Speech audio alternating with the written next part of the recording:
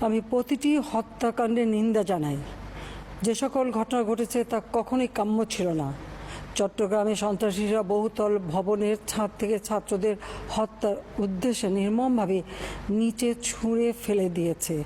অনেক ছাত্রের হাত পায়ে রগ কেটে দেয়, তাদের উপর লাঠি পেটা ও ধারালো অস্ত্র দ্বারা আঘাত করে। একজন মৃত্যুবরণ করেছে, অনেকে মৃত্যুর সাথে পাঞ্জা লড়ছে। ঢাকা, রংপুর এবং রাজশাহী বিশ্ববিদ্যালয়ের উপাচার্যের বাসভবন ও ছাত্রছাত্রীদের আবাসিক হলে অগ্নিসংযোগ ও ভাঙচুর করা হয়। আমি বিশ্বাস করি যারা কোটা সংস্কার আন্দোলনে জড়িত তাদের সাথে এই সকল সন্ত্রাসীদের কোনো সম্পর্ক নেই, বরং সন্ত্রাসীরা এদের মধ্যে ঢুকে সংঘাত ও নৈরাজ্যকর পরিস্থিতির সৃষ্টি করছে।